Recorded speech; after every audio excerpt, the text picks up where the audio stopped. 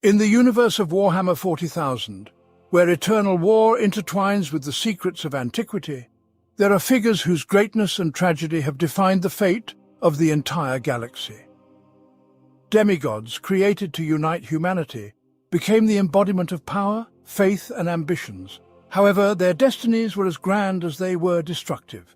Today, we embark on a journey through the history of each Primarch, uncovering their fates, achievements, and downfalls. Who are they, heroes, traitors, or victims of their era? First on our list is the Lion, or Lionel Johnson, the Primarch of the First Legion known as the Dark Angels.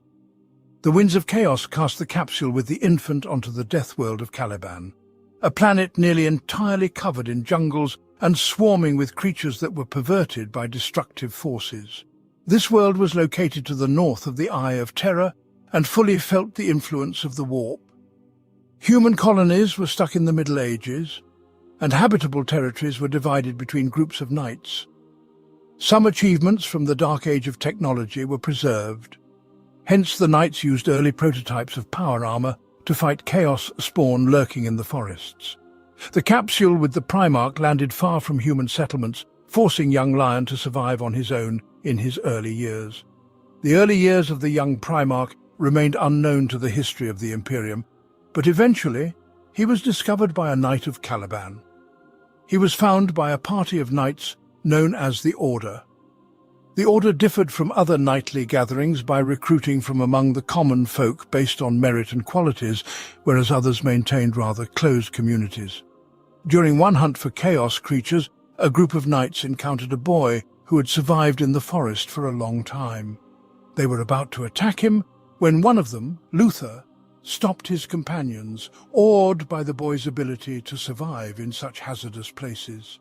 They brought him to civilization and named him Lionel Johnson, meaning lion, son of the forest. His name also alluded to one of the most bloodthirsty and dangerous beasts, the Calibanite lion. To the knights' surprise, the boy quickly mastered their language, culture, and immediately adopted their way of life. Luther became a mentor and teacher to the young Primarch, and they soon became close friends. Lion was silent but, like all Primarchs, a genius, while Luther was charismatic, experienced, and respected within the Order. Thus, mentor and student soon reached high positions in their community. The Order continued to expand, prompting Lion and Luther, having persuaded the masters of other knightly communities, to embark on a crusade to protect Caliban from the forest monsters, a mission they completed successfully. A golden age dawned on Caliban, with all cities united under the Order's rule, and Lion was elected as the Grand Master, sowing the seed of envy in Luther's heart. Around the same time, the Great Crusade of the Emperor arrived at Caliban. Seeing that the planet near the Eye of Terror was thriving, the Emperor desired to pay a personal visit to the inhabitants of this world. Thus unfolded the first meeting between the lost Primarch and his creator, which was more akin to a reunion between a father and his beloved son. The Lion took command of the First Space Marine Legion, which was named the Dark Angels. Caliban became the home planet for the Legion, and the Order wholly stepped into the ranks of the Space Marines. Those who were young enough underwent full transformation into Astartes, but the majority of knights could only undergo partial transformation. They were not as strong and resilient as the other members of the Legion, yet they still held respected positions among their brothers. The first to undergo partial transformation was Luther, who became the chief aide and advisor to the Lion. However, after the initial campaigns in the Great Crusade, the Lion recalled Luther back to Caliban as regent and mentor for the next generation of Space Marines. Although Luther's position was indeed important and revered, the seeds of resentment and envy grew even stronger, later leading to events that were tragic for the entire Legion. We will deliberately skip the story of the Primarch of the Second Legion, as it is much more intriguing, but we shall definitely return to it later. For now, you shall learn about the Primarch of the Third Legion, known as the Emperor's Children. The pod containing the infant crashed onto the forgotten mining world of Chemos, where hard labor and poverty were the norm, and dwindling hope was the destiny of its inhabitants. One day, The guards of the fortress factory of Kallax spotted a bright flash of a falling meteorite in the sky. Despite the fortress being sparsely populated, the ruler still dispatched a group of scouts to the crash site. What this group found there would later enter the legends of Chemos. Right in the center of the crater lay a crying infant, and beneath him emerged a spring of crystal-clear water, which on this dying world was valued more than any treasure. The scouts considered this a sign from above and decided to take the infant with them. Although every additional mouth to feed on Chemos was a burden, one of the scouts persuaded the ruler to allow him to adopt the child. He was given the name Fulgrim, which, according to local law, meant one who brings water. Fulgrim grew rapidly, and where his minor peers worked standard shifts, the Primarch could labor for days without rest. He had an excellent understanding of the machinery he worked with, and later began to improve upon it. By the time of his 15th birthday, he had been promoted to chief engineer, and upon learning that the planet and its population were slowly dying, he vowed to save his world at any cost. He sent colonists to establish settlements in previously uninhabited territories, reopened abandoned mines, and set up a recycling system. When Kallax began producing more than it consumed, other fortress factories began to join it. Meanwhile, Fulgrim brought back art and an appreciation for the beautiful to this world, while himself acquiring an incredible drive towards perfection. 50 years after landing, Fulgrim became the ruler of all Chemos, granting the people not only the chance to survive, but the opportunity to thrive. Chemos literally rose from the ashes, earning Fulgrim the moniker of the Phoenician, or simply the Phoenix. A few years later, the Emperor arrived on Chemos with his Space Marine army. Upon seeing him, Fulgrim was struck by the perfection of this being, perfection which he himself had strived for all these years. And then he immediately knelt before him and offered his sword. The Emperor warmly welcomed his lost son and spoke of the Great Crusade, of Terra, and of the Space Marine legions. The Primarch immediately expressed the desire to meet his own legion. But upon arriving on Terra, he saw before him only a few hundred Astartes. The Third Legion, which would soon be named the Emperor's Children, had suffered a series of dire setbacks. In the early battles of the Crusade, it took heavy losses. The gene seed of the Legion sent to Luna mysteriously vanished, and the reserve stored on Terra was completely destroyed by an unknown virus. The Legion could only be replenished by extracting the gene seed from fallen comrades. However, this technology was flawed at the time, and thus, with each battle, the Third Legion slowly died. Consequently, when meeting his Primarch, only the pitiful remnants of what once was a colossal army turned their gaze to Fulgrim. Virtually every warrior bore the banner of his fully or nearly fully perished company, yet they stood with pride and honor. What he saw deeply affected and moved Fulgrim. He knelt before his legion and vowed that just as his planet Chemos had risen from the ashes, so too would the Legion rise once more. You are the Emperor's chosen, his warriors, his children, and this is but the beginning. The Primarch's speech pleased the Emperor, so he allowed the Legion to wear the platinum aquila, the Emperor's own emblem, on their armor. He also decreed their armor to be painted purple and named them the Emperor's Children. Thanks to finding the Primarch, the necessary gene seed was quickly synthesized, and recruits from the Legion's new homeworld, Chemos, allowed for swift replenishment of losses. Many noble houses of Terra also gave their firstborns as part of old oaths. Even during the Age of Strife, at the time of the Thunder Warriors' purging, noble families of Europe had given their sons to this very legion, thus forming a brotherhood of warriors with ancestral lines long lost in the history of ancient Terra. Additionally, Fulgrim's legion was for a time attached to joint operations with the Lunar Wolves and Horus. Strong bonds formed between the two brothers, and when the Emperor's children set off on their own endeavors, Fulgrim pledged his loyalty to Horus, a vow that would later play its part. Next follows the story of the Fourth Legion's Primarch Perturabo. A pod with an infant fell on the planet of Olympia, which was located on the opposite side of the galaxy from Terra. This world was almost entirely composed of mountain ranges rich in minerals, yet hindering the growth of cities within the local society. The colonists here were not significantly affected by the age of strife and managed to preserve technology, although they had nonetheless regressed to a pre-atomic industry. The entire planet was covered with small cities, each of which was autonomous, and their rulers fought among themselves for resources and territories. Each of the cities had massive fortified walls and strong defences against sieges. The stronger the defence, the easier it was to endure skirmishes with rivals, which meant more opportunities for prosperity and enrichment. The rulers of the 20 most powerful cities were called the Titans of Olympia, and once the boy, who had already gained fame as a skilled artisan and formidable mercenary among the populations of other cities, was brought to the court of the ruler of the fortress city of Lokos. Damikos put the boy through a test, where he checked his strength in training battles with the best guardsmen and his intellect, by posing him the most complex riddles that the court scientist could devise. The boy passed all the tests perfectly, and so the ruler took him into the palace, providing protection and shelter, but also taking a vow of loyalty.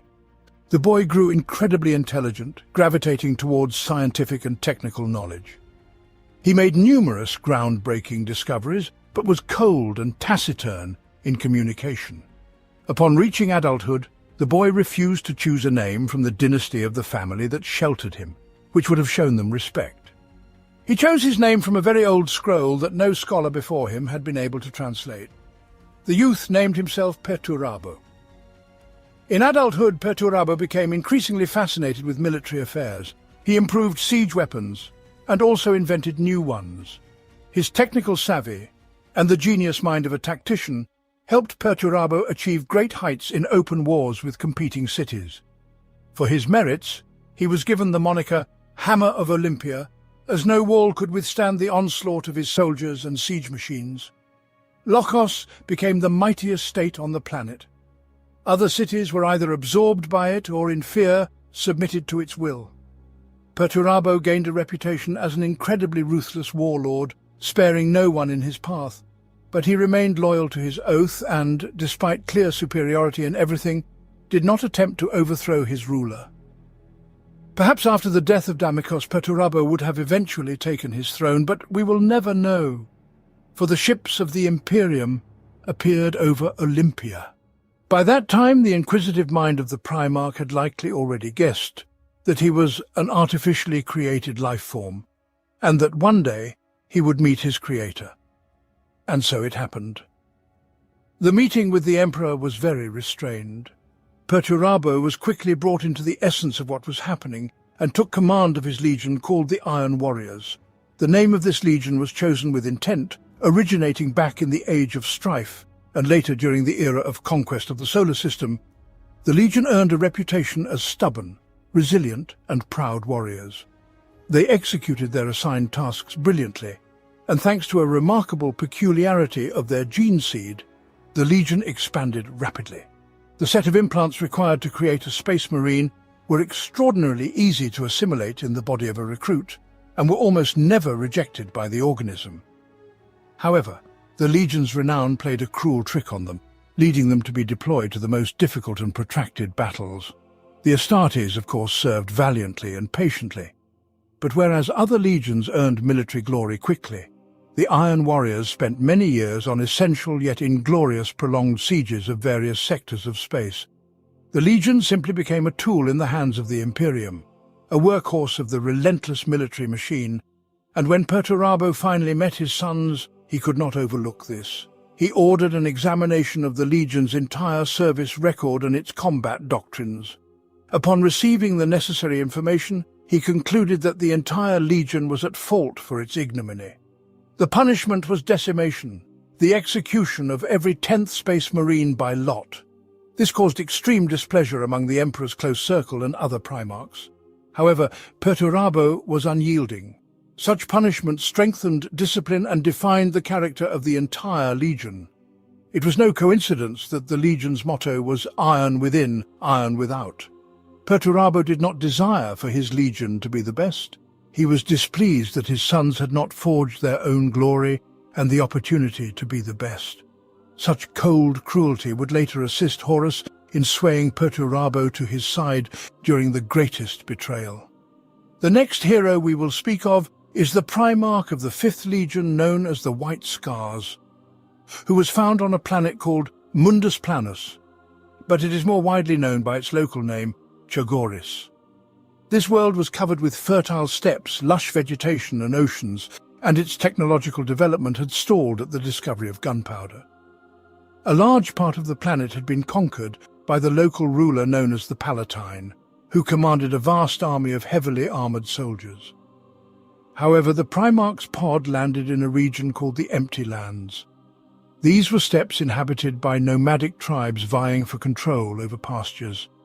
The armies of the Palatine saw no necessity in these lands, thus the nomads lived in absolute freedom. One day the Primarch was found by the chieftain of one of the tribes called Talaskar. He adopted the infant and gave him the name Jagatai. The chieftain believed the boy to be a gift from the gods, and the fire in the child's eyes foretold the fate of a great warrior. The boy grew up, learning the culture of his people, but at one moment their tribe came under attack from enemies, the tribe known as Kurayed. In that battle, many of Jagatai's kinsmen perished, including his father. The young Primarch swore vengeance, and, becoming the greatest warrior of the Talaskar, led them on a campaign against the village of Kurayed, slaughtering every man, woman and child in the settlement. He severed the chieftain's head and hung it above his tent. After this massacre, known as the Blood Feast, Jagatai became the Khan of his tribe. This event shaped his identity as a man of honor, albeit a profoundly ruthless one. He led his tribe into war with other nomads, assimilating an ever-growing number of peoples. Soon his army numbered as many as the stars in the sky, and he led his forces against the Palatine Empire. The heavy infantry could not withstand the swift light infantry of Jagatai's archers, who encircled the unwieldy warriors and rained arrows upon them. Eventually, the armies of the Primarch stormed the imperial palace, and Jagatai became the rightful ruler of all of Chogoris, taking the title of Great Khan. However, Jagatai was not prepared to become a ruler, for all he knew was how to wage war and lead warriors. But half a year after conquering the capital, warriors descended from the heavens in exotic armor, and alongside them walked the emperor. Upon seeing him, Jagatai knelt and swore allegiance, for he believed that the being before him was capable of uniting all the stars in the sky. This was the ideal the Primarch had always aspired to. He passed the title of Great Khan to his closest general and took command of his legion, all of whose members bore a ritual scar from forehead to chin. This mark was characteristic of the Talaskar tribe. Jagatai Khan integrated the nomadic tactics into the warfare of the Legion, making the 5th Legion renowned for its speed in attack. The warriors placed great emphasis on the swift assaults of Space Marine detachments on bikes and speeders. Among other Primarchs, the taciturn and reserved Jagatai maintained friendships only with Magnus the Red and Horus. With the former due to his similar aloofness, and with the latter due to Horus's support and shared love for rapid attacks, the White Scars often fought side by side with the Lunar Wolves and even developed joint tactics. Next on our path is the Primarch of the 6th Legion, the wolf that leads his pack through the icy void. Leman Russ, the Primarch of the 6th Legion, landed on the death world of Fenris. The planet, covered in snow and ice and massive active volcanoes, was inhabited by the most horrifying monsters imaginable. In the icy oceans dwelt giant krakens, and in the mountains and sparse forests hunted the famous giant Fenrisian wolves. Fenris contained all the conditions for humans to be unable to survive on it. Nevertheless, the planet was populated by numerous human tribes. They were divided into small communities, warring with one another, and their development had halted at a primitive stage. Forging weapons and tools from metal represented the pinnacle of their technologies. Thus, the capsule containing the Primarch landed on one of the most inhospitable and dangerous worlds in the entire galaxy. The site of the capsule's impact lay far from human villages. However, fortune favored the Primarch, as he was discovered by a female wolf. She nourished and raised him alongside her two other cubs, who would later become loyal companions to Leman Russ, their names being Freki and Jerry. In his youth, Leman Russ was found by hunters from a nearby village and later adopted by its king. Like his Primarch brothers, he was immediately integrated into human culture and life, achieving remarkable heights in many fields. After the king's death, none doubted that Leman Russ would assume his place. He conquered neighboring tribes and multiplied his power and glory with each passing month. The Primarch revelled in bloody battles and boisterous feasts afterward, and his successes swelled his pride.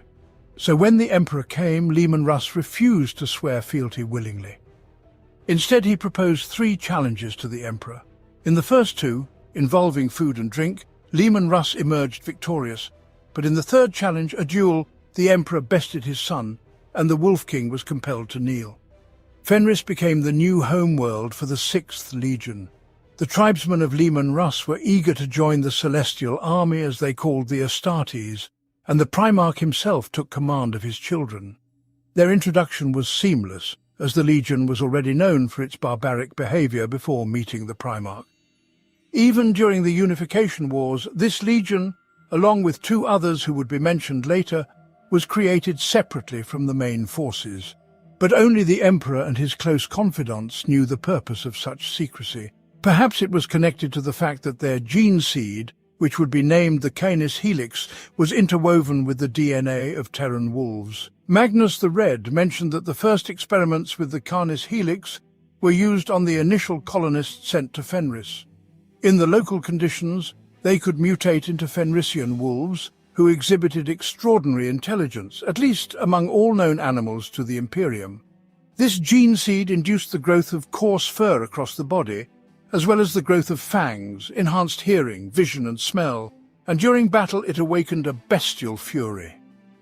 The Legion of Astartes grew very slowly due to high mortality from poorly integrating implants, and the recruits were the most feral barbarians from war-torn Terra. During the Great Crusade, the Space Wolves earned a reputation as savage and brutal barbarians who achieved victory in the name of the Imperium, bathing attacked worlds in blood. And with the arrival of the Primarch, the situation did not change. Due to their savagery, the other legions and Primarchs spoke poorly of the 6th Legion, referring to them behind their backs as the Pack, and their Primarch as the Emperor's chain dog. Leman Russ became the Emperor's personal executioner, performing the dirtiest tasks assigned to him, and this would play a cruel trick on him during Horus's betrayal. Thereafter, from the icy lands, the path leads to the stone bastions. The Primarch of the 7th Legion, the unyielding protector of the Imperium, Rogel Dawn, head of the Imperial Fists Legion. He was raised on the planet Inwit. One part of this world was shrouded in the eternal darkness of night, while the other was faintly warmed by the red rays of a dying star. The surface was veiled in ice, remnants of ruins from the first colonists of the Dark Age of technology slowly crumbling, and virtually all fauna could effortlessly claim a human life. The planet's population was trapped in a barbaric clan structure, where people possessed a very cold demeanor and enormous willpower, enabling them to overcome all the adversities of their world. It was into such a community that the Primarch arrived. He was taken in and adopted by the leader of a clan called House of Dawn. Rogel fondly remembered his foster parent and even preserved his fur cloak. After the foster parent's death, Rogel Dawn seized control over the entire planet, subsequently venturing into space, conquering several neighboring planets. It was during this period that he was discovered by the Emperor's Great Crusade. Occasionally, a legion, upon meeting their Primarch, might alter some customs or tactics. However, in this scenario, the general comportment of the Legion was only further solidified. The 7th Legion distinguished itself with sturdy warriors, who spoke slowly but thought swiftly. They excelled in assault, yet demonstrated even greater prowess in defense and position-holding. During the Unification Wars, when the Emperor received reports about the combat actions of the 7th Legion, he heard a phrase about the conquered territories that greatly pleased him. The Emperor's hand lowered and clenched into an unbreakable fist. By the next decree, the Emperor ordered the Legion to be named the Imperial Fists, and allowed them to wear the laurels of victory as part of their heraldry. The meeting between the Astartes and the Primarch proceeded calmly and silently in the spirit of such a dour legion. Moreover, the legion received substantial reinforcements from Inuit, and soon a large portion of the imperial fists consisted mainly of recruits from this world. However, the part of the Astartes recruited from Terra retained the tradition of ritual duels among brothers, and soon this tradition spread throughout the legion. The duel of honor was conducted with swords and served as an excellent means of uniting brothers. Among other legions, they had no equals in defense, which even led to grievances and disputes with Perturabo, following Dawn's careless words. He claimed that even the renowned siege masters, the Iron Warriors, would not break his defensive bastions. Ultimately, this resulted in open confrontation during the heresy. A majority of the brothers respected Rogel Dawn as a brilliant strategist, even more brilliant than Gilliman, the Primarch of the Ultramarines. Brilliance in battle planning and the Legion's specialization in defense would play one of the most significant roles in the history of the heresy, for it was precisely the bastions built according to Dawn's schemes that would withstand the traitor's onslaught on Terra. Behind the greatness of light always lurks darkness, its name a synonym for fear, its methods an embodiment of terror. The Night Haunter left only darkness in his wake. Here you will discover the history of the Primarch of the 8th Legion. Konrad Kurz, the Primarch of the Legion known as the Night Lords, landed on the dark and inhospitable planet of Nostromo. This world possessed the richest deposits of adamantium and was covered with a vast number of mines and factories. As a result, the sky above Nostromo was perpetually shrouded in smoke, and it seemed as though the sun never rose over this world at all. The entire life of the impoverished was solely tied to the grueling mining work, and the wealthy treated the poor as slaves. Many people, in despair, ended their lives by suicide, yet many more perished on the dark streets. Some fell to various diseases due to such harsh living conditions, while others met their end by a neighbor's blade. The police investigated murders reluctantly, making Nostromo justifiably regarded as a perfect haven for thieves, murderers, and maniacs. However, of all possible outcomes that could have occurred with the Primarch on that planet, the worst happened, and he was not found. He had to survive on his own, hunt rats, and initially avoid encounters with street gangs. The boy witnessed all the nightmares that occurred on this perpetually night-shrouded planet. In situations where he realized that something was profoundly wrong, he initiated his own investigation. Konrad tracked all those involved in the matter and killed them mercilessly. He spared no one, not corrupt officials, not the most notorious bandits and murderers, nor the ordinary people who might have crossed the line of the law. People constantly found the dismembered bodies of those unfortunate enough to encounter the young Primarch. They gave him the nickname Night Haunter, and he became a symbol of hope for liberation from the oppression of lawlessness. Within a year, crime fell almost to zero, yet people who hoped so much for the actions of the Night Haunter feared him equally. At one point, Konrad Kurz appeared before the aristocrats and declared that they all would henceforth serve him. The dissenters quickly parted with their lives, and the rest crowned Kurz as the ruler of the entire planet. And here let us pause to examine the appearance of the Primarch. He possessed pale, almost white skin and long black hair. His distinguishing feature was his ability to predict the future. However, he could only see the worst possible outcomes of events, and thus Konrad Kurz's mind was perpetually haunted by nightmarish visions which could not but reflect on him. Nevertheless, let us continue the story. Shortly after Konrad Kurz seized power, the fleet of the Emperor and several Primarchs arrived on Nostromo. The meeting of Konrad Kurz with his father and brothers was reserved. Konrad knew who he was and why he was needed thanks to his visions. Gazing upon each of the Primarchs standing alongside the Emperor, Konrad saw the terrible futures of each of them. Some would die in fratricidal war, while others would commit the most heinous betrayal and dissolve in the embrace of ruinous forces. These visions shocked the Primarch, yet he chose not to share his gift and his visions with his father and brothers. Kurz assumed command of the 8th Legion, which was well suited to its Primarch. In ancient Terra there existed prison slums. The people living there never saw the light of day and were forever confined to such cities where lawlessness reigned. Only the cleverest, most agile and strongest survived. And it was within this environment that children were born. From birth, never seeing light, sun, freedom or safety, they had to quickly adapt to survive. Even the most fearsome thugs shunned them, for if these children managed to live to at least 10 years old, it meant they were more dangerous than any slum dweller. They were colloquially known as children of the night. They were pale and their eyes were highly sensitive to light. It was from these children that the Emperor created the 8th Legion. The gene seed took to the bodies of these children with remarkable ease, granting them even paler skin and the ability to see in the dark, even more potent than other Space Marine legions. However, they could no longer look at bright light without eye protection. This legion was often used to suppress rebellions and eliminate the Emperor's opponents on ancient Terra. With Konrad Curze's reunion with his legion, little changed in its complexion. The language of Nostromo became the primary language for the legionaries, the planet itself became a homeworld, and recruits were drawn from it. And these legionaries became known for their fatalism and dark sense of humour. The legion's specialization changed little.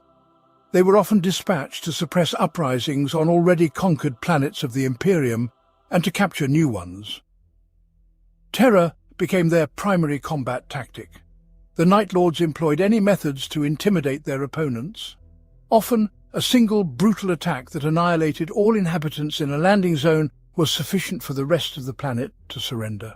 The 8th Legion gained such a reputation that some rebellious planets would immediately surrender if threatened with the arrival of the Night Lord Space Marines during negotiations. Such methods of warfare were condemned by many other Primarchs, and thus Konrad Curze had few friends among them.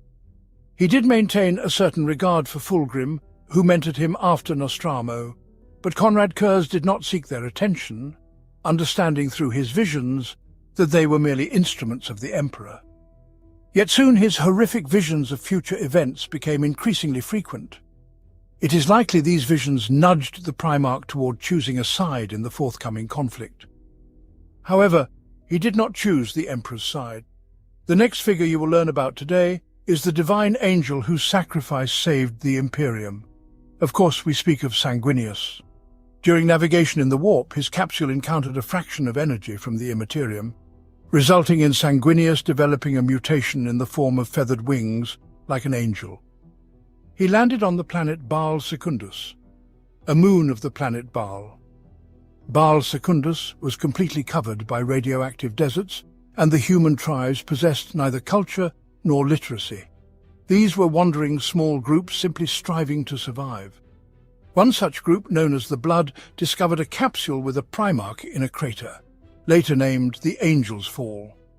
Initially, the people thought it was a mutant, of which there were many on the planet. However, the remarkable awareness in the infant's eyes and the divine sign of angelic wings convinced them that the child was a message from above, requiring their utmost protection until he grew. Sanguinius grew, like all his brother Primarchs, literally by the hour.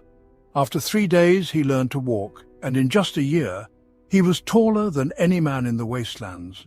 His wings also grew large and strong, allowing the Primarch to fly.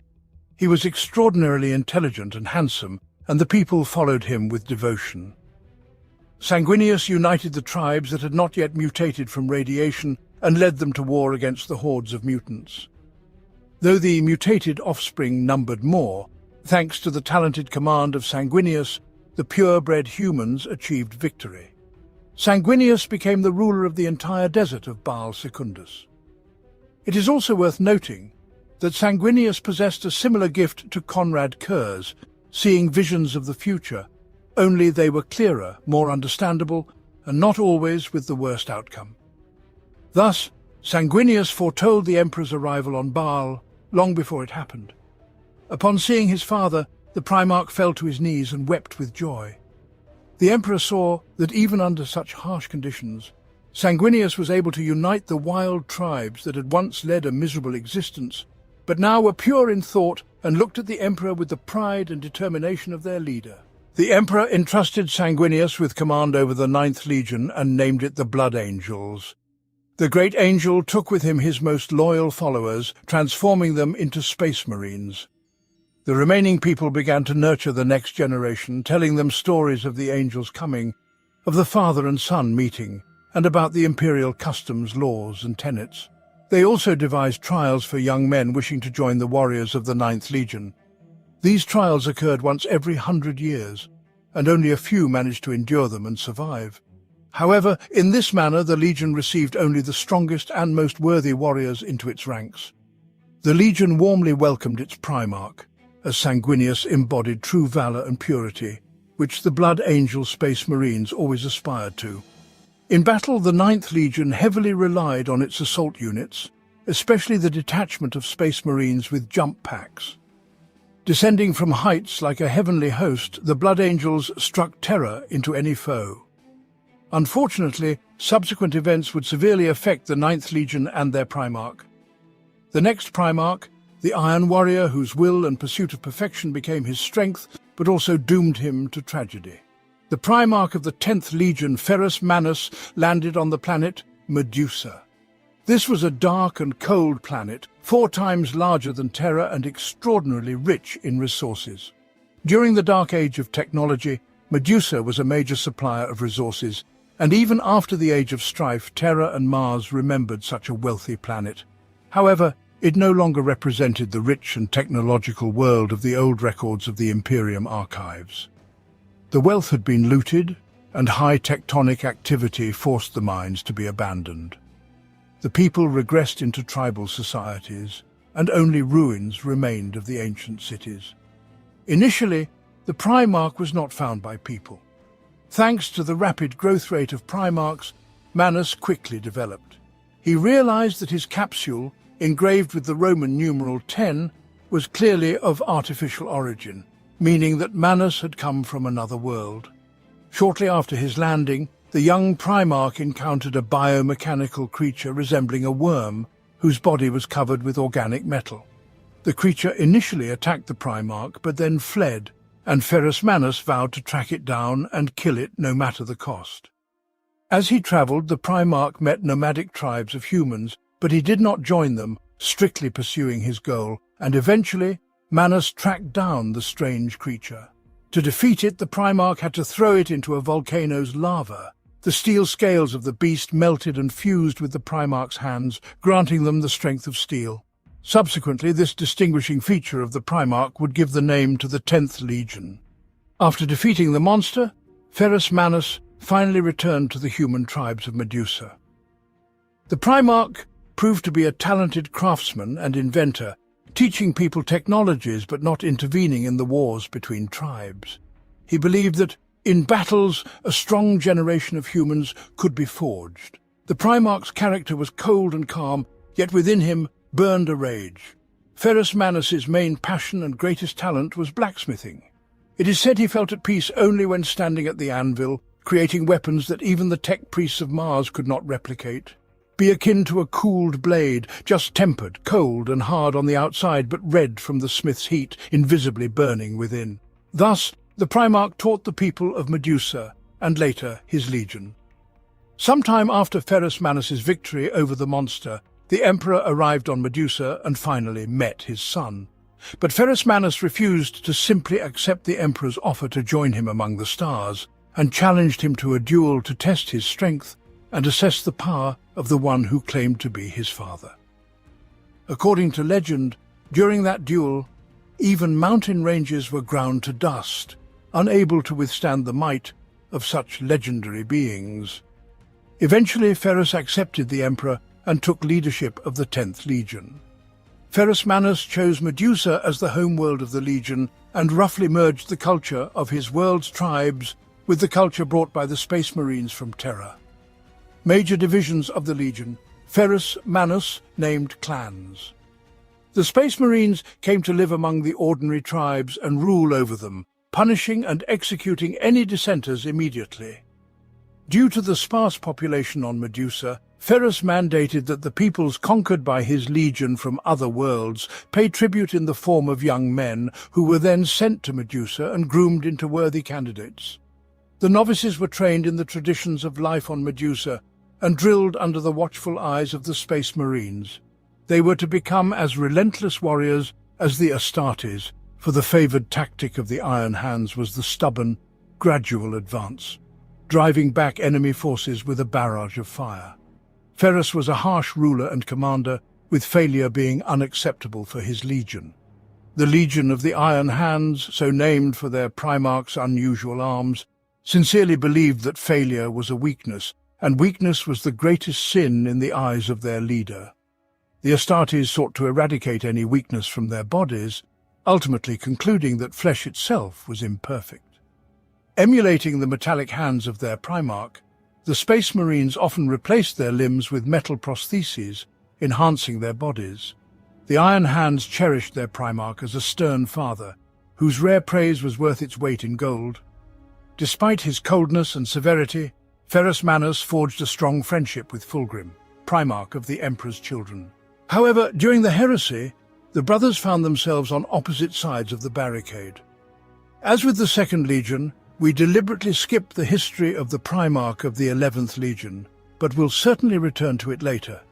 Meanwhile, we proceed to the next, a warrior born in chains who became the embodiment of rage and destruction. His legion, like his heart, burned with an insatiable lust for battle. The Primarch of the 12th Legion fell to the small planet Nuceria, which was ruled by slave owners from the city of Deshea. The capsule containing the Primarch landed in the mountains, where he was discovered by a slavers' detachment. It is said that when he found the severely wounded child near the capsule, eviscerated bodies of Xenos lay around him. Rumor has it that they were Eldar, whose seers had seen the future of this Primarch and wished to eliminate him. The slaver captured the Primarch and took him to his city, where gladiatorial combat was the main form of entertainment. Having recovered from his wounds, the Primarch was forced time and again to enter the sands of the arena, fighting to the death. But like all his brothers, Angron, as he was named, was a very strong and skillful warrior. In time he became the absolute champion of the arena and earned the nickname Lord of the Red Sands. However, in Angron's heart, there burned a rage and grudge against his masters. Several times he organized gladiatorial uprisings, but only the largest one was more or less successful. Angron's small army, named the Eaters of Cities, managed to break out beyond the city's territory and disappear. The rulers of Deshea repeatedly sent armies against them, but to no avail. However, the last attack of the slave owners could have been the final one for Angron's army, and in the midst of the siege of the fortress occupied by the gladiators, the Emperor appeared to Angron, offering him to come with him and take command of the warriors created in the Primarch image. After consideration, Angron refused, choosing death among his battle comrades. However, this did not satisfy the Emperor, so he forcibly took Angron in the midst of the final assault on the fortress. Without their leader, the army of gladiators was slaughtered to the last warrior. For this, Angron would harbour resentment and anger towards the Emperor for his entire life.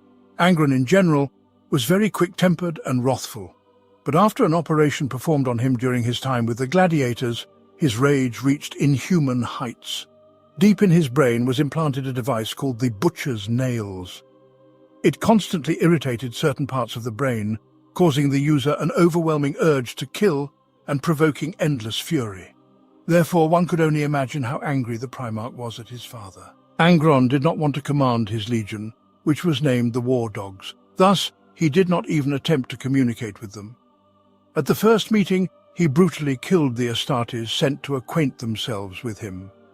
However, one of the Space Marine captains named Khan managed to speak with the Primarch and, after hearing his story, drew parallels between the life of the gladiators on Nuceria and the actions of the Legion prior to the Primarch's discovery. Another captain said that under Angron's command they would become the World Eaters. Angron liked this name, as it referred to his fallen comrades, and he ordered his legion to henceforth be called by it. Angron also implemented certain reforms in the legion's tactics. He created a new training system, more brutal and harsh, which included gladiatorial combat to first blood. But the most significant change Angron introduced was the decree to implant a butcher's nail in each Astartes' brain. This turned the Legion, which already had a lackluster reputation, into true killing machines. They did not perceive pain and losses, and they charged at the enemy with bloodshot eyes. The worlds to which the 12th Legion was sent could immediately be considered as worlds of the dead. The World Eaters practically annihilated entire civilizations on dozens and hundreds of planets. After reviewing the reports on the operations of the 12th Legion, the Emperor forbade Angron from using the butcher's nails on recruits. Nevertheless, Angron continued to secretly implant them in the brains of the neophytes. Although the World Eaters brought a multitude of glorious victories to the Imperium, they also came to be seen by others as cruel barbarians who could think only of carnage, their entire life being an endless battle. Such unbridled rage and old grievances against the Emperor would ultimately drive Angron to betray the Imperium and surrender to the ruinous forces. His mind was as sharp as a blade, and his belief in order unwavering. Such are the words to describe the next Primarch we shall talk about today. The pod containing Guilliman landed on the planet Macragge. This planet was part of a small stellar empire created by colonists from the dark age of technology. Its industrial capabilities survived the Age of Strife, allowing humanity in this part of the galaxy to preserve the secrets of constructing ships with sublight speed technology and maintaining some ancient warp-capable vessels in working condition. The pod with the Primarch was discovered by the family of Conor Guilliman, one of the 2 consuls of Macragge. Conor adopted the boy. The young Primarch quickly absorbed everything the sages of Macragge could teach him. Guilliman demonstrated a particular talent for military affairs, a crucial science on this harsh planet. Therefore, upon reaching maturity, Guilliman, at the behest of his adoptive father, led a military campaign into the northern lands inhabited by barbaric tribes. Guilliman conducted a flawless military campaign, covering himself with the glory of a brilliant commander. The lands were conquered by his army, and the northern tribes were filled with respect for the talented Primarch. However, instead of a triumphant hero's welcome, Guilliman's army saw columns of smoke from the capital, known as Macragge Civitas.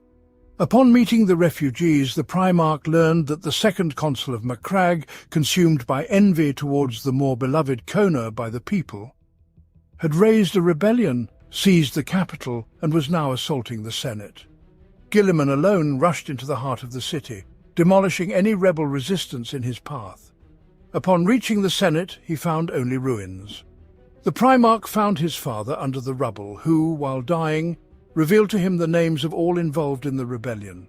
Among them was the aristocracy, discontented with Conor's leniency towards the common populace and fearing his son's power. Guilliman, with his faithful army, brutally crushed the uprising. The aristocracy was shackled in chains and, under the governance of the people they had formerly belittled, were forced to rebuild the capital. The leaders of the rebellion were hanged on gallows lined along the central street. Amidst deafening cries of support from his people, Guilliman assumed the mantle of Consul of Macragge. The Primarch established a very fair policy where hard work and dedication were supported, and all were equal. Macragge entered a golden age. It was during this time that the Emperor's fleet arrived at the neighbouring planet Ispandor. There, the Emperor heard tales of the great hero and ruler of Macragge and decided to meet him personally, realizing in the stories his lost son. However, their fleet was caught in a warp storm, and since time flows differently in the Immaterium by the time they arrived on the planet, Guilliman had already been ruling for 5 years. During this time, the Primarch delved into the study of ancient manuscripts, wherein he read about the existence of a vast and powerful human empire far beyond the Sea of Stars and dreamed of establishing contact with it. Upon arriving at Macragge, the Emperor saw that the planet prospered. It possessed excellent technological development, maintained a large and well-trained army, and traded with several nearby systems. Under considerable impression, the Emperor entrusted Guilliman with command of the 13th Legion, the Ultramarines. Guilliman already suspected that he was not born but deliberately created by someone, and upon recognizing the Emperor as his father, he led his army of Celestial Legionnaires. The 13th Legion was a fitting match for their Primarch, simultaneously fierce yet judicious, disciplined and noble. They welcomed their Primarch with joy, although they were uncertain about what to expect from his command. Nevertheless, the insightful Guilliman shared with his sons grand plans, dispelling any shadow of doubt. The Primarch aimed not only to command his army and lead it to victories in glory of the Imperium of mankind, but also to create the perfect military machine. Under Guilliman's leadership, the Ultramarines conquered numerous worlds at record-breaking speed, second only to the swift commencement of the Lunar Wolves campaign. The Primarch did not leave the worlds he captured until he personally appointed the ruling elite and set the course for the planet's political development. Thus, the Primarch formed a very reliable network of communications between the worlds, ensuring a constant flow of recruits for his legion, which turned the Ultramarines into one of the largest legions throughout the Great Crusade. The star system network created around Macragge was named Ultramar, and became an empire within the empire under Guilliman's leadership. Nevertheless, the impending fratricidal war soon threatened to destroy the Primarch's magnificent project. The next Primarch, whose story you will hear today, harbours a hatred for weakness and an unwavering will to survive. His legion became a tool of death, invincible under the most horrific conditions. The Primarch of the 14th Legion was found on the ominous planet Barbarous. The planet's sky was shrouded with clouds of toxic mist, mountain ranges were regularly washed by acid rains, and a human would instantaneously perish upon inhaling the toxic vapours. In these mountains, only enormous, horrifying monsters could survive. Their true name, unfortunately, has not been preserved, but people called them giants or warlords. They eternally battled among themselves, but not personally, rather through the use of creatures they had created from pieces of human bodies. And indeed, humans managed to survive on this planet, but only in deep lowlands where the mist did not descend. They lived in constant fear that monsters would come down from the mountains and take them for their dreadful experiments. One day, one of the most powerful warlords, basking in victory in a just concluded battle, suddenly heard the cry of an infant. He was extremely surprised, for the infant could breathe the toxic fog with ease. At first, the giant intended to kill the child, but then realized that the child was likely very strong and it would be unwise to lose such a promising warrior for his internecine battles. The giant took the boy in, built a massive fortress in the mountains, which became both home and prison for the child. Moreover, the giant also constructed a smaller fortress even higher in the mountains, where the fog was too poisonous even for the young Primarch. This was a precautionary measure, should the boy ever turn against his guardian.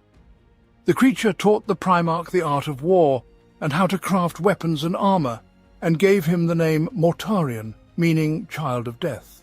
Mortarion assisted his adoptive father in battles against other giants and followed his mentor's every instruction. However, as he grew older, he became increasingly interested in the people, those weak beings whom the giant captured to forge new warriors for his army. And one day, the Primarch fled to the lowlands under the Guardian's wrathful cries. Then the giant swore that if Mortarion ever returned, the Master of War would personally kill him. Descending from the mountains, Mortarion inhaled pure air for the first time, and witnessed normal human society and carefree laughter. However, his appearance repelled the people. The Primarch was much taller than any of them, had very pale skin, and a fearsome gaze. Mortarion decided to win the people's trust by undertaking any hard labor. He managed the harvest single-handedly, albeit meager, but he did not earn much affection until one particular incident occurred. From the mountains descended one of the lesser giants to gather his bloody harvest in the village. The peasants were unable to offer any resistance, yet among them emerged a tall and grim figure with a scythe in hand, which would become his favoured weapon. The Primarch battled the giant, who, seeing that he was losing, fled into the poisonous fog, knowing it was lethal to humans. However, retribution caught up with him even there. Mortarion became the first to kill the Master of War and immediately became a hero in the eyes of the human tribe. The Primarch taught the people weapon forging, instructed them in military matters, and instead of a modest village, soon there rose an entire fortress. People from all over the planet flocked to the Primarch for training, and soon Mortarion decided to travel across the villages himself to protect and teach the peasants. Mortarion realized that with proper training, people could defend themselves against the giants, but he wanted to take it further. Gathering a band of the strongest warriors, the Primarch began training them to withstand the poisonous fog, simultaneously inventing breathing filters. Ultimately, Mortarion led an army against the Masters of War. Slowly but surely the giants fell dead, one by one, until only the last remained, the one who raised the Primarch. At that very moment, people informed Mortarion about a mysterious man trying to find him. This man was the Emperor of Mankind. He offered his assistance in the battle against the last warlord, but the Primarch did not wish to share the glory of victory, especially after so many years of fighting. Then the Emperor set conditions. Mortarion would face the giant in battle alone, and if he lost, he would kneel before the Emperor and swear fealty. The Primarch agreed and began the ascent to the highest mountain peak. However, having climbed high enough, Mortarion realized that he could no longer breathe in such a poisonous fog. His weapons, armor, and breathing filter began to dissolve in the toxic environment. The stubborn Primarch continued his ascent, but fell unconscious right in front of the giant's abode. The last thing he saw was a figure in golden armor who, with one strike, killed his adoptive father. Upon awakening, Mortarion reluctantly knelt before the Emperor and assumed command of the 14th Legion, which he renamed the Death Guard in honor of his barbarous tribe's army. The toxic planet traditionally became the home for his legion. Mortarion taught his legionaries that humanity must be free from oppression by anyone, and that meant the complete annihilation of the Imperium's enemies. The Astartes of the 14th Legion were known for their stubbornness and relentlessness on the battlefield. They slowly pressed against the enemy, breaking their will to flee. Also, this legion, more often than others, used biological, radioactive and chemical weapons, which were very effective. But the worlds captured by the Death Guard more resembled scorched, poisonous deserts. Mortarion was grim and silent, yet managed to build a friendship with Horus. As other brother Primarchs later remarked, Mortarion's loyalty to Horus was greater than to the Emperor himself. However, the Emperor himself said that loyalty to Horus meant loyalty to him. Alas, this was a mistake. A flourishing empire of a brilliant tactician and disciplined warriors without fear or reproach, or the relentless death forces led by the Grim Reaper. These two brothers would meet again on the battlefield thousands of years after the Crusade. All the Primarchs we have spoken of today were the pinnacle of the Emperor's genius. Perfectly calibrated bodies created with the peaks of genetic engineering, and their spirit was forged with the Emperor's willpower and the mystical forces of the Immaterium. These demigods astonished ordinary people with their skills and abilities. However, the Primarch you will learn about next was more unusual than the others.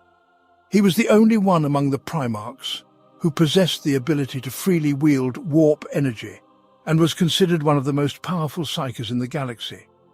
It is said that he could already communicate with his father even before the Primarch's discovery by the Emperor, and he landed on a planet far from Terra, named Prospero. On this planet, psykers from all corners of the Imperium, driven by common folk, sought refuge. Prospero was a bastion of knowledge and science, where the mysteries of psychic energy usage were also studied in detail. The capsule that fell in the central square containing an infant emitting incredible energy greatly intrigued the local inhabitants. Magnus quickly mastered the knowledge offered to him by the psykers of Prospero, eventually surpassing them. As he continued to study the art of manipulating the warp, Magnus gradually became the most powerful being on the planet. He was called the Crimson King, not without reason. Magnus appeared unusual even for a Primarch.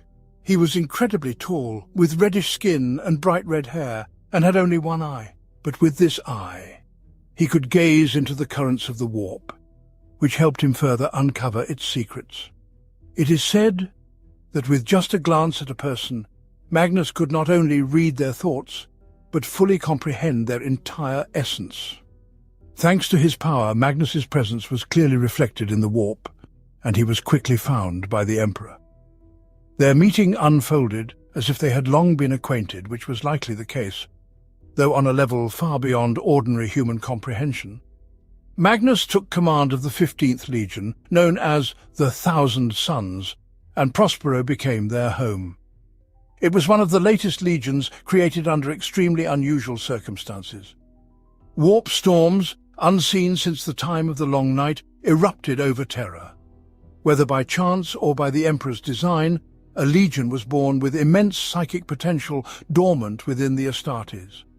Initially, they differed little from other legions, but later the dormant abilities awoke, and the at that time small legion could perform on par with their brethren from other legions. However, everything changed with one incident. The 15th Legion was tasked with capturing a planet in the name of the Emperor, destroying the cult that ruled it. But it turned out that every 10th child on the planet possessed psychic abilities, so the Space Marine forces were faced with an entire planet of sorcerers. Never before had the 15th Legion faced such a challenge.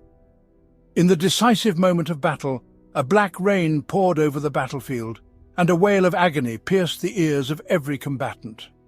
In that moment, one of the Astartes fell, but then something strange occurred. From his armor poured liquid flesh, blood solidified into strange forms, and bones fused with the metallic plates of the armor.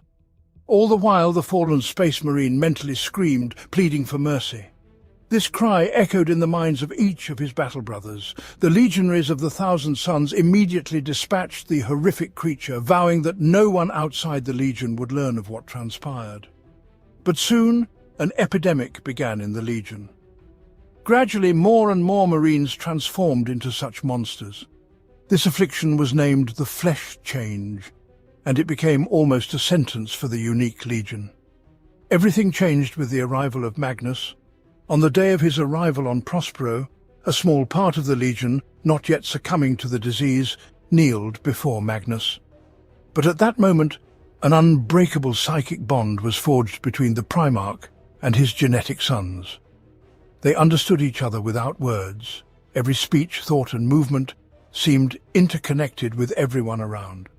Magnus had acquired the students and followers he so desired. He exerted every effort to find a cure for the flesh change and discovered it, yet the cost was high. A significant portion of the Legion perished, and ironically they now numbered merely 1,000.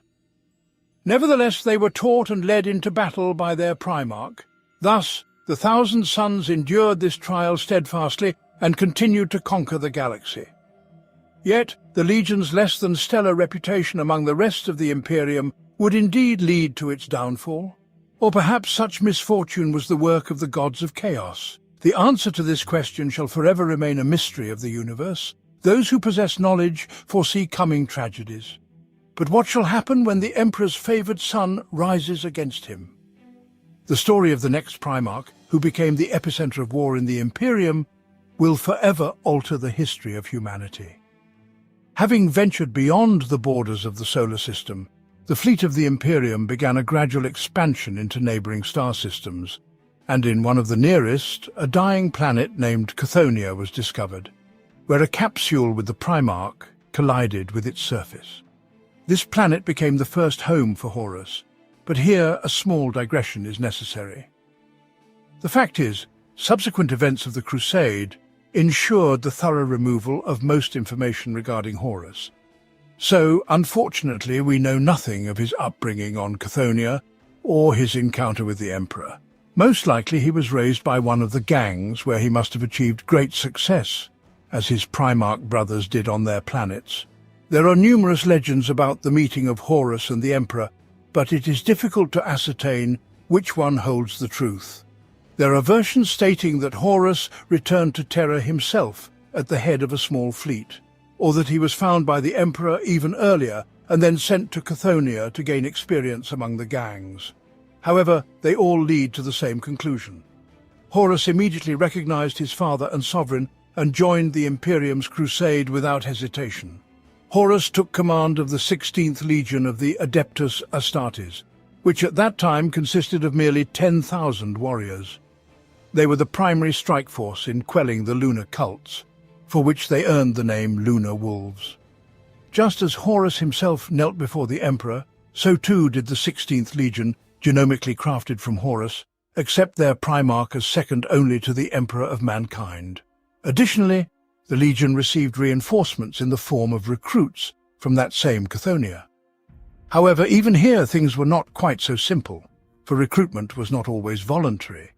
There were special units that captured entire groups of barbarians and later transported them to the genetic laboratories of Luna, where they were subjected to trials and experiments. The best among them underwent transformation into Space Marines and joined the ranks of the Lunar Wolves, who at that time were composed solely of natives from Terra.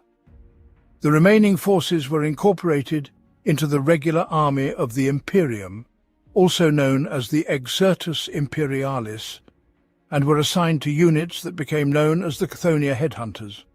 The Lunar Wolves earned a reputation as fierce and loyal warriors, rarely showing emotion.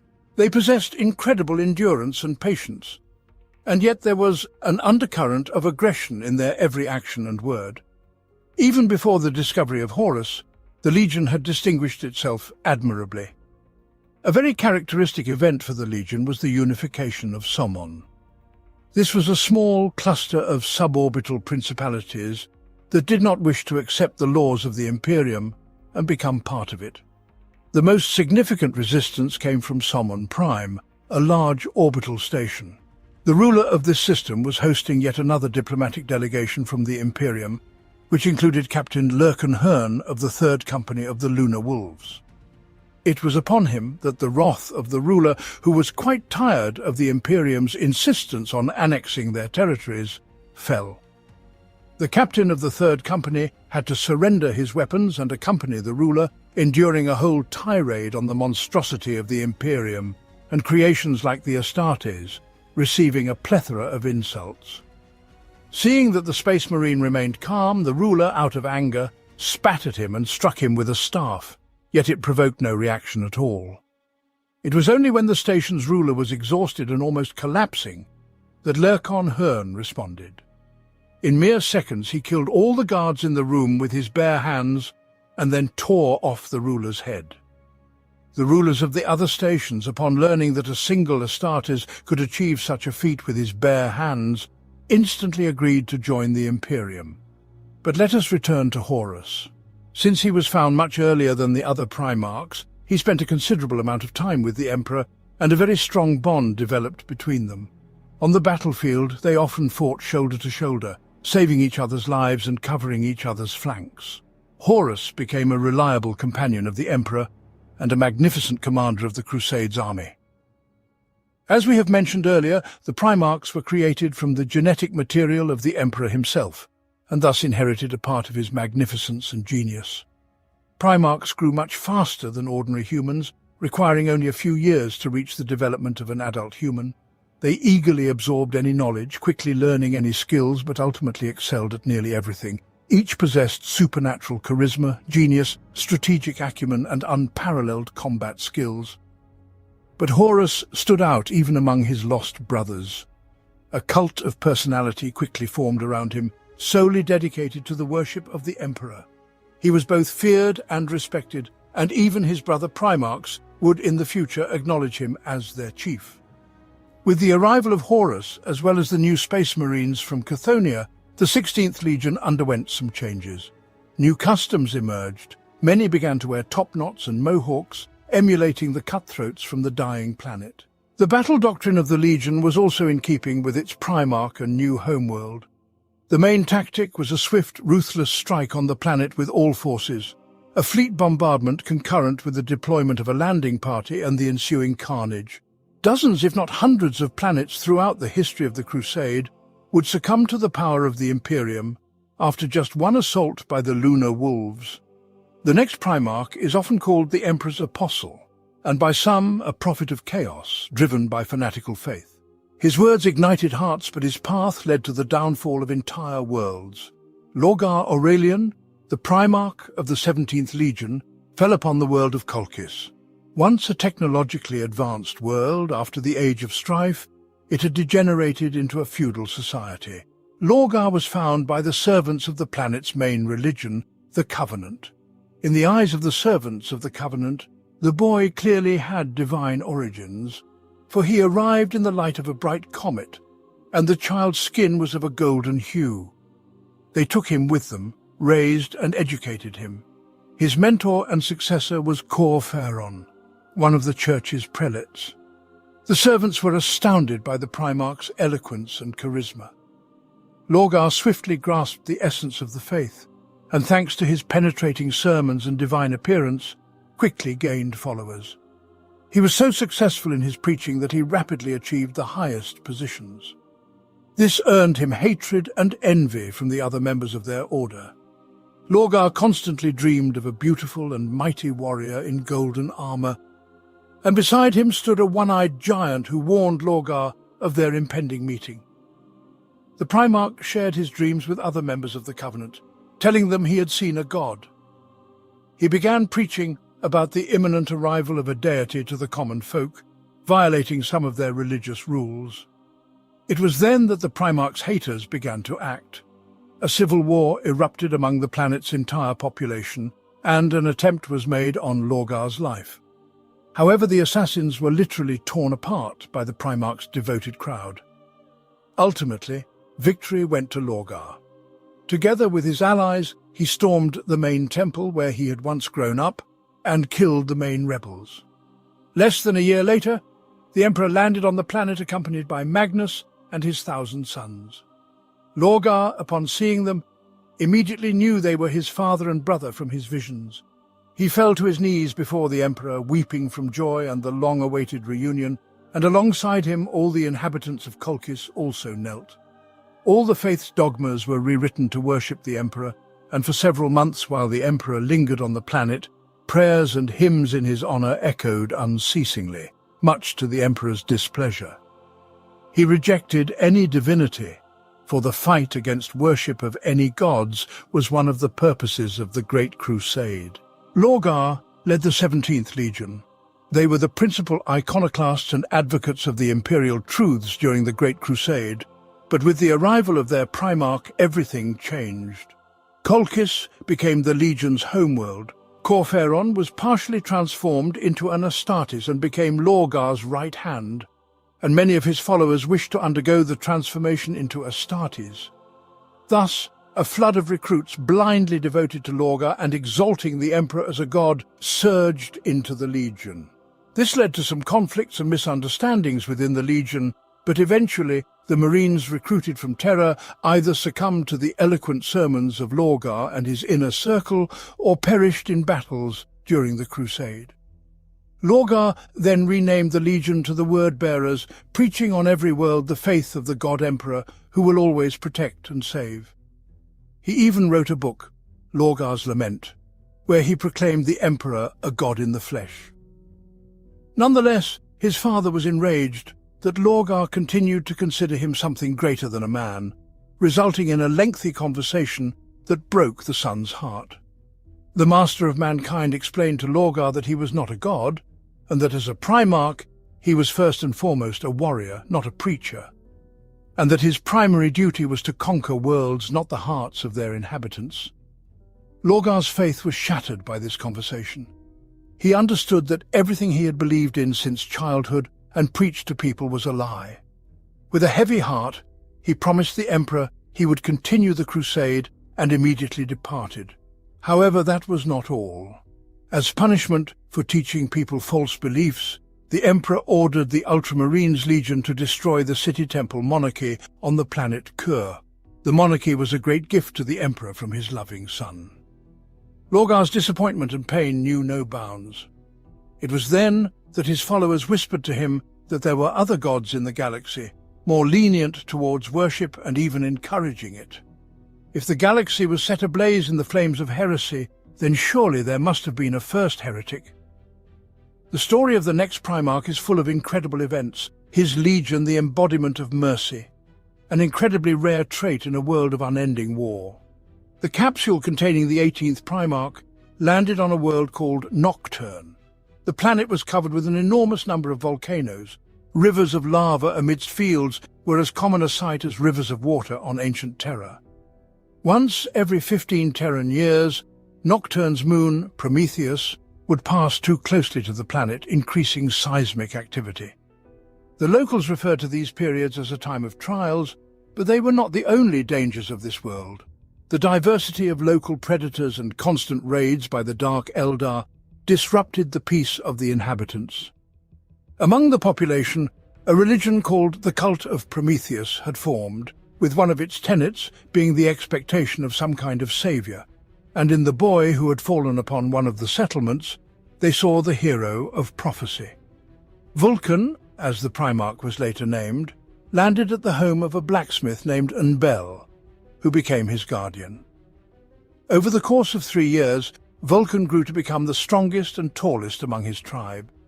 The Primarch possessed a sharp mind and avidly absorbed the knowledge and culture of Nocturne. However, Vulcan especially loved the art of smithing, frequently assisting his adoptive father in his craft. Even during his childhood, the appearance of the Primarch transformed, resembling more closely the local inhabitants. Due to high radiation, the descendants of the first settlers had eyes that turned red and began to emit a slight glow. Simultaneously, their skin became black, like onyx. These traits were also inherited by Vulcan, who, like any Primarch, could adapt to the environment of his native planets. In due time, the Primarch was presented with an opportunity to showcase his combat prowess. On Nocturne, the Dark Eldar arrived once again, intent on capturing as many slaves as possible. On that day, Vulcan stepped forth to meet them, armed with 2 Forge Master hammers, and led his tribesmen. Legends proclaimed that he felled no less than 100 Eldar before they fled. The Primarch demonstrated to the people that they could resist the raids. All the chieftains of Nocturne's settlements returned to Vulcan and swore an oath that they would no longer hide from danger and would fight to the last. To celebrate the victory over the Eldar, it was decided to hold a traditional contest of strength and intellect. However, at that very moment, a strange, tall man with pale skin and unusual clothing appeared in Vulcan's hometown. He volunteered to participate in the tournament and, more importantly, challenged Vulcan himself, stating that the loser would pledge allegiance to the victor. Vulcan accepted the challenge and the trials commenced. The Primarch and the stranger were equal in power, achieving feats unimaginable to ordinary humans. Thus, the city leaders devised final trials worthy of heroes. Each was to forge their own weapon within a day, and then track and slay one of Nocturne's most fearsome predators, the Fire Salamander. Whoever managed to bring the largest carcass to the city first would be declared the victor. Vulcan forged a hammer, while the mysterious stranger crafted a sword, and both set off towards the largest volcano on the planet, home to the largest and most dangerous salamanders. The Primarch quickly tracked the predator and, killing it with a single blow, made his way toward the city. However, along the way, the ground beneath him collapsed, leaving the Primarch suspended over a lava lake, barely holding onto a ledge. In this precarious position, Vulcan spent many hours, clutching the edge with one hand and still gripping the salamander with the other. Yet even his divine strength was nearing its limits. At that moment, Vulcan saw his opponent carrying an even larger predator. Observing the Primarch in peril, the stranger, without hesitation, flung his catch into the lava, using its fireproof body as a bridge to save Vulcan. Upon returning to the city, the stranger was declared the loser as he returned without his quarry. But suddenly, Vulcan fell to his knees before him and swore loyalty. He said that he would follow without hesitation the one who places the life of another above his own.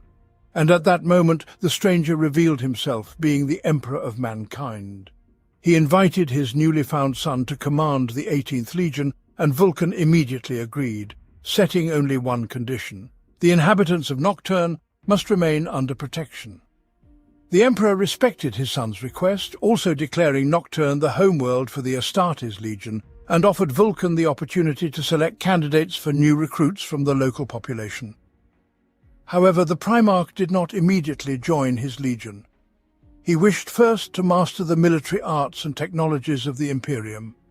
For some time, the son studied under the Emperor and fought alongside him. Furthermore, Vulcan underwent training in the forges of Mars, where he met his brother Ferrus Manus, with whom a friendship blossomed, as they were both skilled smiths. Vulcan was compelled to reunite with his legion by the urgent need to aid his sons.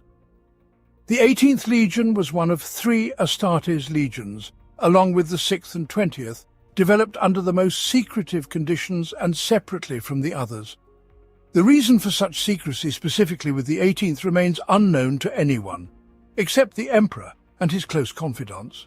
Even during the times of the Unification Wars, the Legion showed itself as extremely resilient and enduring in combat. The warriors performed the impossible on the battlefield, while enduring colossal damage. In the very first battle, out of 20,000 Astartes, only 1,000 remained. Of course, losses were quickly replenished, but the Legion had to be deployed in parts for the conquest of space to different ends of the galaxy. Suicidal attacks, constant operations in the vanguard, and the dispersal of the Legion's combat units contributed to their perpetually low numbers. Skeptics among the Emperor's entourage asserted that at such a rate the Legion might become completely extinct. However, through their actions, the Legion earned great fame and honors directly from the Emperor.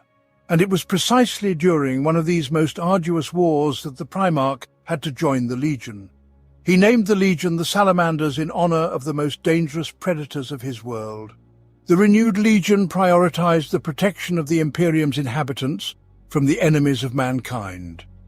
The Salamanders also greatly valued their connection with their kin and were the only Legion whose warriors continued to communicate with their relatives from Nocturne. The Space Marines often spent time among the population of their home world, serving as local elders and mentors. The Legion, which is a living example of resilience and humanity for others, will unfortunately endure extremely severe trials. But who, if not the 18th, could overcome them? The next Primarch you will learn about today will become a symbol of the fight against oppression, and his Legion, a nightmare for the enemies of the Imperium. The Primarch was found on a small planet called Lycaeus. This is the moon of the world Kiavar, a world of significant technological advancement, yet under the control of grim tech guilds. All criminals and individuals who fell out of favor with the regime were sent to extract valuable resources on Lycaeus. The Primarch's pod was found by a family of prisoners who sheltered and secretly raised the boy. They named him Corax, which in their language meant liberator. Throughout Corax's childhood, he learned arts of stealth, subversion, sabotage, assassination, and explosives from the prisoners. The Primarch's brilliant mind absorbed new knowledge rapidly. Corax was also notable for his appearance, with his skin unusually pale and his hair and eyes a deep blue-black. Upon maturing and honing his skills in covert warfare, Corax organized the criminals and gradually, through accumulated knowledge and psychological warfare, liberated the entire planet from its guards. The Primarch was aided in this by his innate ability. Corax was impossible to notice until he willed it so. This incredible ability allowed him to remain unseen even while standing directly before his adversary. Once Lycaeus was freed, Corax was visited personally by the Emperor. Father and son talked for many hours, though the conversation's topic is known to few. Afterwards, the Emperor departed, telling the Primarch that his son would need to complete a mission before assuming command of the Legion. At the same time, an army from Kiavar moved towards the moon. Corax meticulously planned the defense, yet he understood that merely repelling the forces from Kiavar would not suffice. He ordered the preparation of atomic charges used in resource extraction, and utilizing the gravitational well between the two planets, initiated a bombardment of the industrial zones of Kiavar. In the atomic fire, thousands perished, and the heavily battered army turned back. The damage to the tech guilds was enormous. Resources from the moon ceased to flow, the army was shattered. The loss of technology and people was immeasurable. The guilds began fighting each other for the remaining resources, and the planet was engulfed in a war of anarchy. Then Corax understood this was the Emperor's lesson, to kill thousands to save millions. The jubilant prisoners renamed Lycaeus to Deliverance in honor of their leader and hero, and held a massive celebration that lasted several days. Then Corax left Deliverance to finally join his legion, named the Raven Guard. Since its inception, The 19th Legion had distinguished itself by excelling in covert operations and sabotage. The Raven Guard became the necessary invisible hand of the Emperor. Their approach to warfare was also valued by Horus, who often called upon the warriors of the 19th for joint operations with the Lunar Wolves.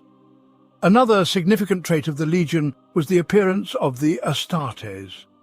Their skin was pale, and their hair and eyes darker than the night. Only upon meeting the Primarch did it become clear where this characteristic originated. Corax, who also received the name Corvus, meaning raven, appreciated the warfare vision of his sons, altering their doctrines only slightly. Corax quickly bonded with his legion, seeing in the Space Marines, who had always fought under the yoke of alien command, something akin to the prisoners of his home world. Under the leadership of their Primarch, the Legion reached incredible heights in devising battlefield tactics. It is said that Corax and Guilliman, considered the greatest tactician and strategist, clashed minds several times in a special tactical simulator. Corax, through unconventional use of rare forces types and specific strategy, managed to defeat his brother 3 times in a row before Guilliman learned his lesson and never lost to his brother again. The Raven Guard swiftly achieved victories, employing all the cunning tricks taught by their Primarch, thereby earning the respect of the other legions.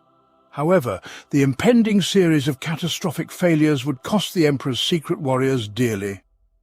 The story of the next Primarch, or more precisely, Primarchs, will consist of theories and conjectures, as it involves some of the Imperium's greatest secrets, now known only to the Emperor and the legions themselves.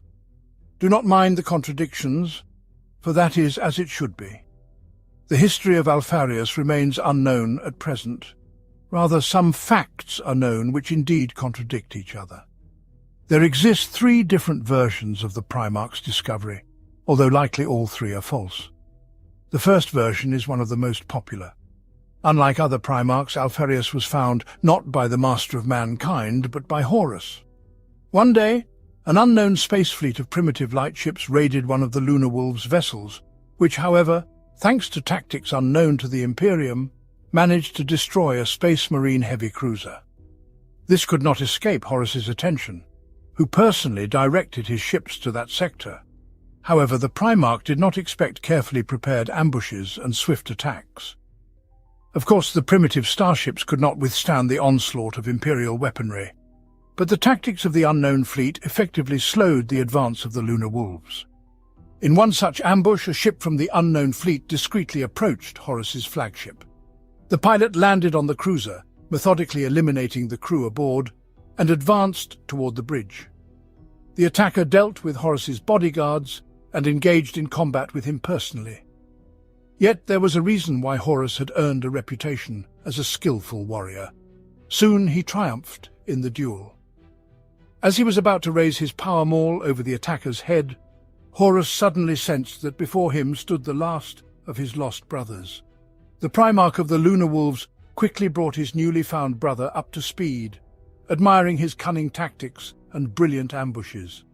During their conversation, Horus attempted to uncover what fate had befallen his brother after landing and emerging from the capsule, what had occurred while he was still a child.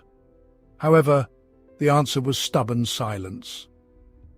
After this meeting, Alpharius, as the found Primarch called himself, spent several months with Horus, learning from him and even establishing something akin to friendship. Then he travelled to Terra to meet his father. The Emperor, however, spent only a short time with his son, as he was engaged in one of his major secret projects, so Alpharius quickly assumed command of his legion, joining the crusade.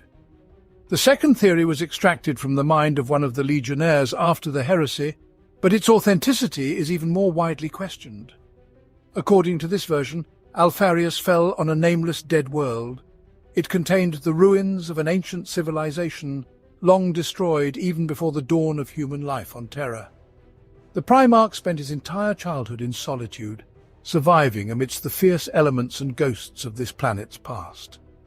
One day, a spaceship descended from the sky with a crew of pirates consisting of mutants, humans, and Xenos. They intended to find something valuable among the ruins, but found only their death at the hands of Alpharius. He took their equipment and occupied their ship, beginning his journey among the stars, all to find his creator. The third version was encrypted in a forbidden heretical tome known as the Codex Hydra. According to its pages, Alpharius landed on a technologically advanced world, but a decade later the planet was attacked by Xenos. These were worm-like creatures attacking inhabited planets, devouring entire populations. Alpharius was the only one capable of resisting them, and thus only he was spared by the Xenos and taken aboard their spacecraft. There they brutally tortured the Primarch, distorting his mind. They wanted to enslave him and turn him into a living weapon, to sow discord on worlds, heralding the imminent arrival of their terrible masters to a feast. However, at that moment the Xenos ship was boarded by the Emperor's cruiser, who personally fought his way to his captive son. Ablaze with righteous wrath, the Emperor left no Xenos alive. After bringing his son aboard his ship, the Emperor attempted to restore his mind with his psychic power. Over several years, Alpharius travelled with his father, gradually regaining his sanity. Ultimately, Alpharius became the Emperor's secret agent, executing his covert orders, and later led his legion in the Crusade. In the same tome, it is said that Alpharius was the only Primarch whom the Emperor considered incomplete to the end, and thus he particularly regretted the harsh trials that befell his son. By the time of the 40th millennium, it cannot be said for certain which of this is true and which is not. It is possible that some elements from all the stories echo the truth, but what can be said almost for certain is that one of the main secrets and the key feature of the Primarch of the 20th Legion is that, in fact, there were two of them. Alpharius has a twin brother named Omegon. Both Primarchs shared one soul between the two of them, yet physically they were somewhat less developed than their brothers from other legions. For example, the Primarchs of the Alpha Legion were only slightly taller than regular Space Marines. This, incidentally, was not a disadvantage for them, given the nature of their legion, which thrived on secrets, deception, and covert operations. For instance, during battle, the Primarchs liked to don the standard armor of their legionaries so that the enemy could not locate the commander on the battlefield. This also allowed the twins to seemingly be in two places at once.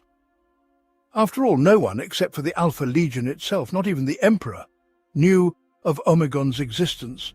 For the most part, Omegon was occupied with covert operations and internal management within the Legion, while Alpharius was the official face of the Legion. Concerning the Primarchs themselves, there is no further significant information. At least, no one knows about it anymore. However, there are still some facts about the Legion itself.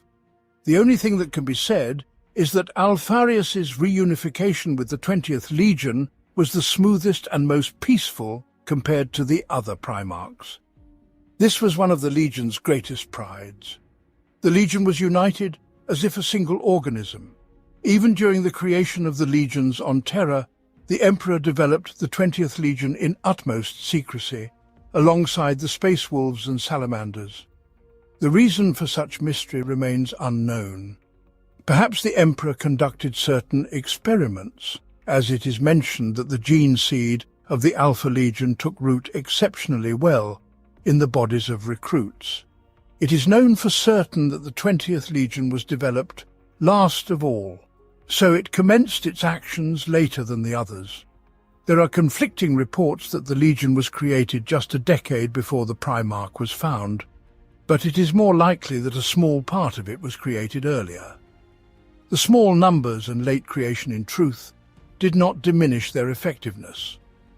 Much like their Primarch, the Legion's history is filled with gaps, contradictions, and misunderstandings.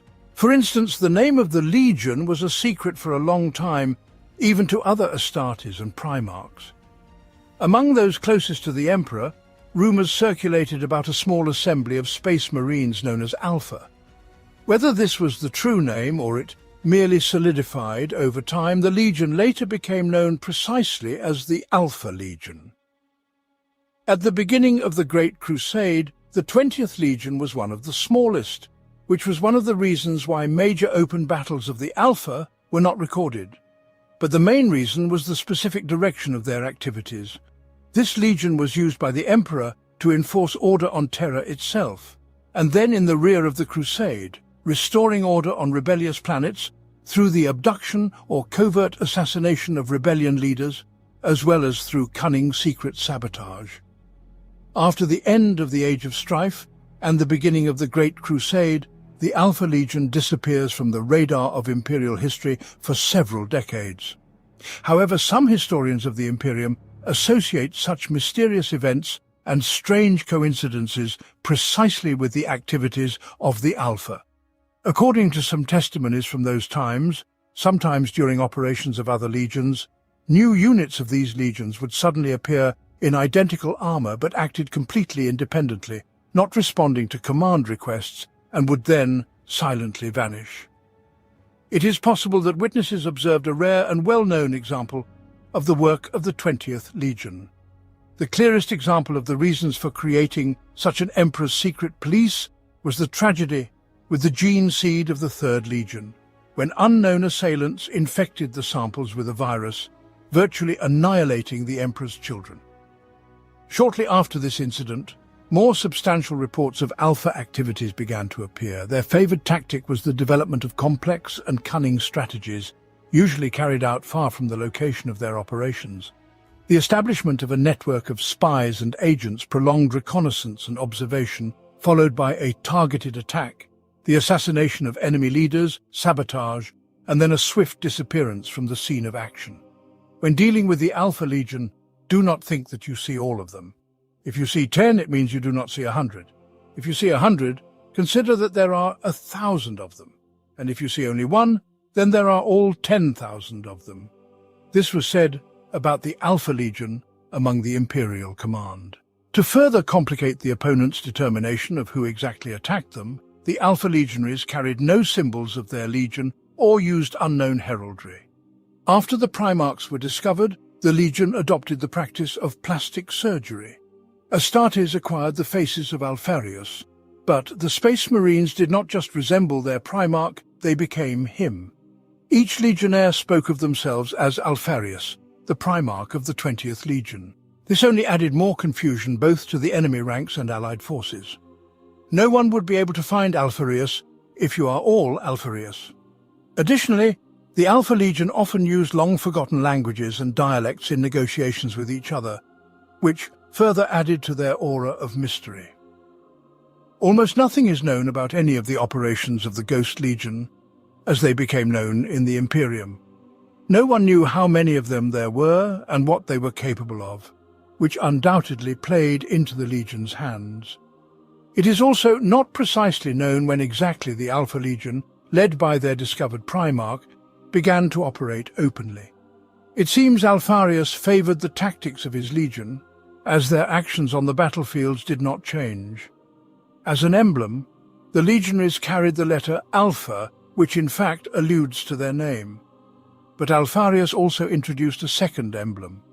This was an image of the Hydra, a creature from the ancient myths of Terra. The Hydra resembles a serpent with 3 heads, which is extremely difficult to slay, for with each severed head, 2 new ones grow in its place. Such a creature was simply a perfect fit for the philosophy of the entire Legion. No one ever knew exactly where the head of the Legion was, and the serpentine cunning and treachery of Alpharius were evident to the naked eye. One of the most significant events in the life of the Alpha Legion was the meeting of the Primarchs with representatives of the Cabal, an organization of alien races, also including the Eldar and humans. They warned the twins that in 2 years the greatest heresy would erupt, and it had 2 outcomes. The heresy itself was inevitable, and either chaos would prevail in the most important battle, but afterward would be annihilated, or the Imperium would win, but in that case it would spell its doom in the long run. After learning both potential futures, the brothers sided with the traitors, but it remains unclear whether it was to aid them or to oppose them from within. The Imperium will likely never know. If the story of the Alpha Legion seemed convoluted and lacking in details, the long-promised tale of the lost Primarchs will astonish you. Here the situation is even more difficult. all data was destroyed, and the Primarchs themselves were anathematized. But some clues have nonetheless been preserved.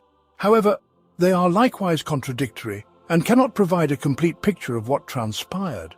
We know for certain that the Emperor intended there to be exactly 20 legions, and there were 20 capsules with Primarchs. It is also mentioned that the Emperor found all his sons, one by one, who achieved great success on the worlds that sheltered them, and Alpharius was the last Primarch found. Thus, the 2nd and 11th were also found.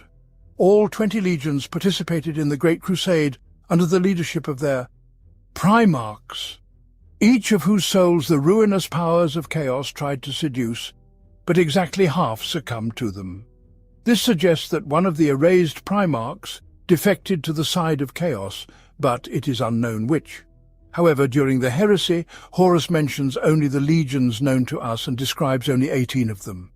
Perhaps by the time of the betrayal, the lost legions were already erased from history, and the book Index Imperialis states that one of the Primarchs possessed the ability of complete invisibility.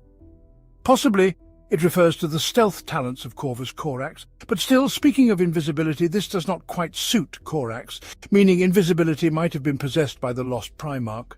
It is also known that Rogel Dawn mentioned that in the Imperial Palace, in one of the halls, there is a statue of all the Primarchs. The statues of the traitorous heretics were covered with cloth but not removed, yet the pedestals of the 2nd and 11th had been vacant for many years, even before the heresy. What crime did these Primarchs commit that even the Great Heresy was not a dreadful enough event to erase the traitors from history? This too we are unlikely to ever learn. Once Horus received a vision from the ruinous powers. He was in the Emperor's laboratory, and right before him stood the capsules containing him and his brothers. As he passed by the 11th capsule, Horus mentioned that he felt incredible power emanating from that infant. Nevertheless, it must be remembered that the vision was invoked by chaos, and thus it should not be fully trusted.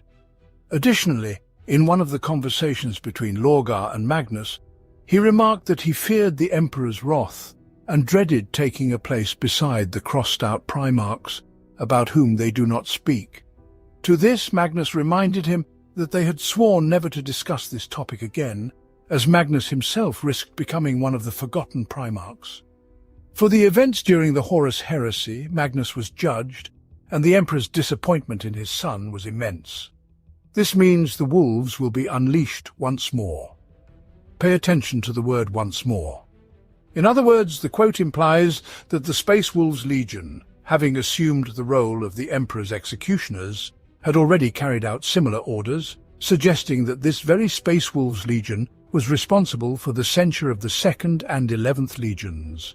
Further supporting this theory are the strange gaps in the chronology of the Space Wolves Legion. The events occurring in the 965th and 969th years of the 30th millennium, events in which the Space Wolves participated, are marked as all data deleted. It is possible that during these years 2 entire legions were condemned, and the Wolves were direct participants in the events. Another intriguing fact is that shortly after the 2nd and 11th legions were consigned to oblivion, the Ultramarines unexpectedly gained a large number of new recruits, becoming the largest legion. The coincidence is particularly amusing, as 2 plus 11 equals 13, and the Ultramarines are indeed the 13th Legion.